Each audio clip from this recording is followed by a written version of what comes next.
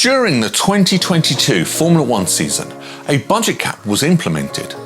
Since teams with lower budgets have been restricted from spending as much money as they like, they've been able to stay in the higher categories. When it comes down to it, Formula One is a business, and the large fish eat the smaller ones. So if you don't have the funds to run a team, you might as well give up.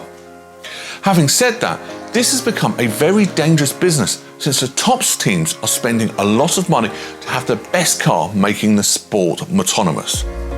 Thus, the goal was to limit spending on sports and to make it fairer since all teams will have the same spending cap. But will that budget cap have any effect on the team's performance? Future Formula One teams, and whether they'll be able to implement all upgrades without exceeding the cap?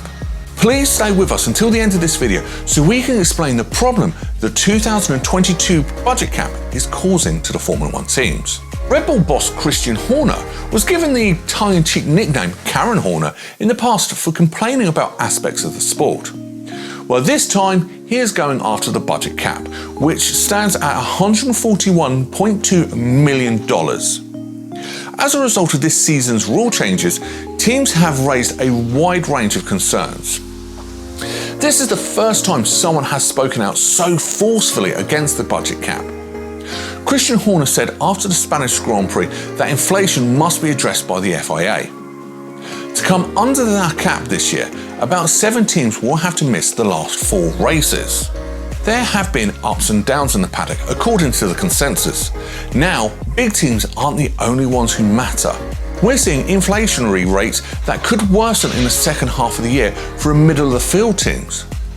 There is a duty of care on the part of the FIA, and I know they are taking it seriously as the cost of living and energy bills are going up. Christian claims that freight has quadrupled, an uncontrollable factor at first glance. Teams agreed to a budget cap in 2019. In the same year, they have plenty of time to plan and prepare. It's not easy to cut your budget from $300 million to $141.2 million when you've had 2 years to prepare. However, if you've had 2 years to prepare, it is possible. Certainly, Omar, team principal of the Austrian Alpine team, is convinced. In setting our budget early, we kind of anticipated a little inflation. However, the inflation rate didn't increase. Other people can achieve the same results as us. The cap should not be increased simply for several Formula One teams. Aspirational spending like $142 million is budgeted. No money in 2020 would support such a spending cap. Mercedes spent over $450 million without a budget cap last year, while has spent $80 million since there is now a budget cap. Having said that, this does not imply that all teams will suddenly spend that much money, since that is not the reality of the sport. Red Bull and Mercedes can afford massive budgets because they have massive coffers. These companies spend every dollar available to them. Investing more money means building better cars, and that will always be the case in Formula One. There are occasions when a team with a smaller budget cap succeeds, but they tend to fail very quickly. Does anyone else support Horner's assertion? There will not be enough teams to take part in the last 4 races. The biggest teams can take advantage of the extra budget. Mercedes, McLaren and Ferrari all support the increase. According to them, it's because they want an increase in performance and inflation is skyrocketing at the moment. In other words, pretty much everything is getting more expensive.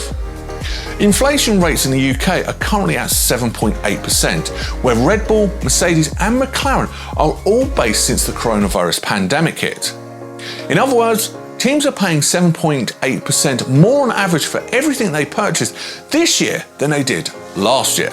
In light of Horner's claims that the freight prices have quadrupled, what do you think? Considering a Baltic exchange, despite the rising costs of air freight, the price peaked in December 2021 at $12.72 per kilo, with the price of sending cargo via air freight then falling to $8.18 per kilo. Since this price is falling, how is it now an issue for the teams when it wasn't when the price cap was in place last year? This year there are new car regulations, which means that teams have a lot more research and development, which you hear about every race. Teams are bringing major upgrade packages that cost money. However, Omar has an answer as well. When freights go up by 2.5 or 3.5 million, but your developmental budget is 20 million, can you not reduce your developmental budget to 17 million and still be under the cap? However, what that then does is limit the growth of your company. So it's much easier if you have the money to lobby the FIA to raise the cap and maintain your budget for development. Omar said that his team planned their budget between November and December. Even though air freight rates have dropped by 4.54% since then, I'm not a mass expert. But if they've dropped by about 36%, that doesn't mean they've quadrupled to determine the shipping cost. The average price of air freight is not always the best method. Cost of shipping equipment for teams, as much as possible, they use roads and seas because that's much cheaper. As a result, a lot of equipment had to be flown from Miami to Barcelona recently, and inflation was a problem. Even so, the cost of running factories and feeding teams as well as paying wages will all increase. One Aston Martin spokesman told me that their team does not need to pay for shipping their gear. In our opinion, there's no need to increase the budget cap more than in line with inflation. Formula One management is well aware of inflation, as it affected their accounting books as well. Ross Brawn, managing director of Formula One, stated in April that inflationary increase does need to be reviewed. He stated that inflation was relatively low when those rules were developed. Inflation rates have been low and predictable and are now high and unpredictable as seen in Formula One teams. Besides the power and raw materials, you have all the other things you need. There is a clause in the budget cap agreement that provides for inflation-adjusted budget caps each year, which have proved quite expensive at the moment. So I think there is a solution coming. Whether this change comes in this season, however, remains to be seen. When inflation is over 3% and next year's cap is supposed to fall to 135 million, as we said, inflation is an issue. But team boss Fred Vasseur does not believe that any changes should be made given how high it is. If inflation remains high, it will likely to be much higher. So what does Fred Vasseur think about that? There is a rule. The most important thing is to stick to the rule, not change it every weekend because one team wants to spend more money on development. Hell, because it is overweight. In the future, we can examine whether the concept of inflation and the calculation of inflation are the best ones. There's something in place and everyone agreed when we signed the contract. Now we have to follow the rules Fred is referring to at the start of the season when teams across the grid were struggling with their weight and they were asking for budget increases to help develop solutions. Though teams agreed to the budget cap in 2019, they knew inflation would happen. Horner's making the same point that the FIA would make in response of Horner's request for a price increase this season. Even if Red Bull cannot cut costs to stay within their budget, other teams shouldn't be punished simply because they planned before Christmas. Budget caps may seem like a punishment, but it is teams like Alfa Romeo who have to deal with it.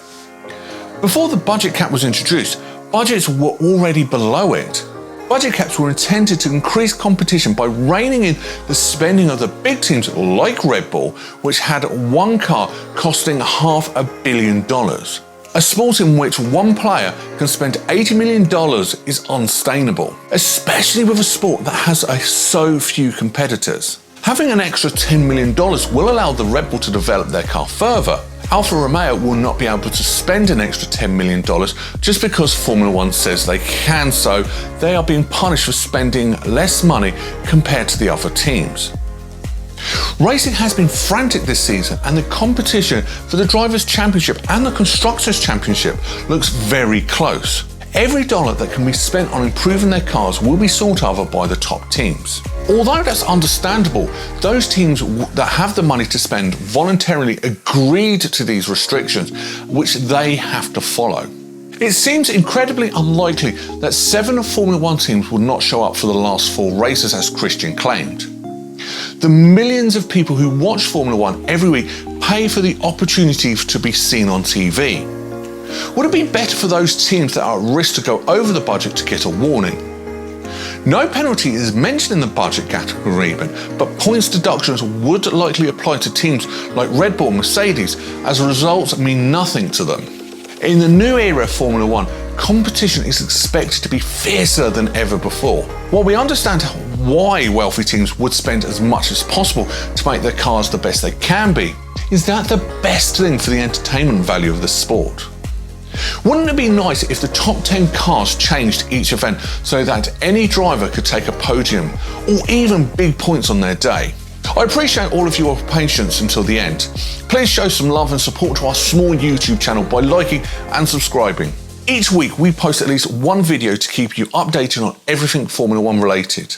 I hope you enjoy this video and I'll see you again soon.